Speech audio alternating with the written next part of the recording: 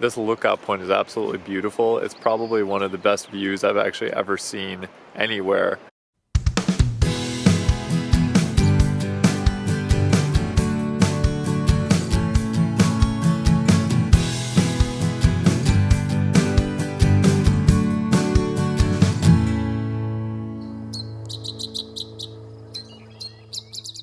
The Pacific Northwest holds some of the most beautiful parks and natural areas in the country. One such location is Ecola State Park in Oregon. Just a short drive north from Cannon Beach, Ecola State Park boasts impressively thick forest, along with miles of breathtaking views of the Pacific Ocean. With plenty of habitat to explore, we went to this coastal gem to see the sights, as well as to find out what bird species make their home there.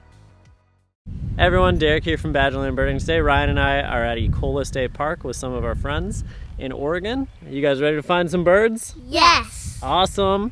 So we're gonna go check out this overlook, see if there's anything out on the water, and then hopefully check out some of the trails as well. Joined by our friends the Burden family, we made our way out to a viewpoint where we could look out over the ocean. This lookout point is absolutely beautiful. It's probably one of the best views I've actually ever seen anywhere, let alone in the state of Oregon. But there's definitely some birds around out on the water. There's some common murre, there's some pigeon guillemot. Everything is very far out, so it's difficult to see it.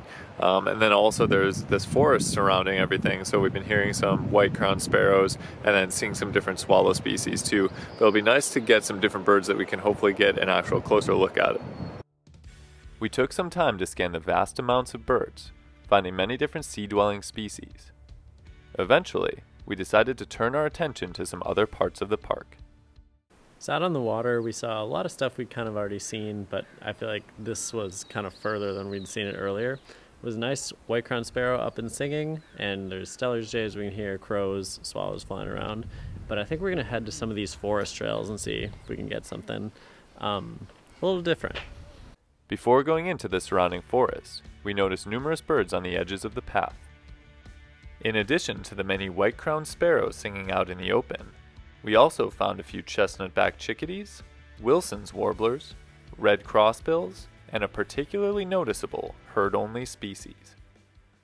It's a Swainson's thrush right behind me, but it's just in such thick forests. It sounds like it's right there, but we just can't see it. So I think we might just have to count this one as a herd only and move on to something else. After checking out all the interesting birds in the more open parts of the park, we made our way into the incredibly dense forest, interested to see if we could find any new birds. We're walking these forest trails now into these large conifer stands and some deciduous mixed forest as well, and it's definitely a very different atmosphere. It's very dark in here, it's very shaded, and we haven't really seen any birds yet, but maybe we'll get something different in here. There weren't many birds to be found in this dark forest, but as we walked the trail, sun began filtering through the canopy that eventually opened up into another beautiful view.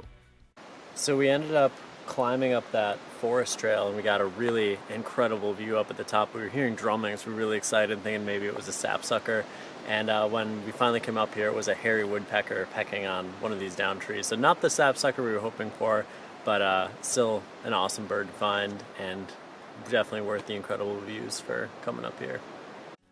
A short while later, we had a brief encounter with a species that we were hoping to find. Up on the trail we heard our lifer Pacific wren, and it hopped on this branch briefly, went down and just vanished. So it's probably been like a minute or so. We haven't heard another peep out of it, but wrens are normally pretty like boisterous. It's kind of weird that it just is silent. So hopefully it'll pipe up again and we can get a view. Unfortunately, the wren never reappeared. However, we did come across another species that allowed for some slightly better looks. So we had a real interesting pair of warblers that like kind of looked like crosses between hermits and Townsends. I know they do hybridize, so we're gonna have to take another look at that one, but it was nice to see some warblers, whether they're hermits or Townsends or a hybrid. They were very pretty either way, but we're gonna have to give that one another look. The warblers in question turned out to be hermit warblers, and after taking some time to watch them, we made our way back down the beautiful trails as the sun was starting to set.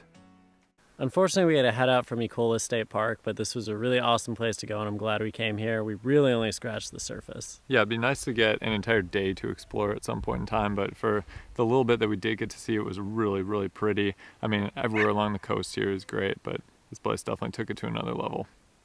Ecola State Park is truly a beautiful place to visit, complete with breathtaking scenery, a variety of habitats, and interesting birds to match. It's certainly worth a visit if you're anywhere near Cannon Beach. We would love to come back and explore Ecola State Park more thoroughly, but until then, thanks for watching. We'll see you next time on Badgerland Birding.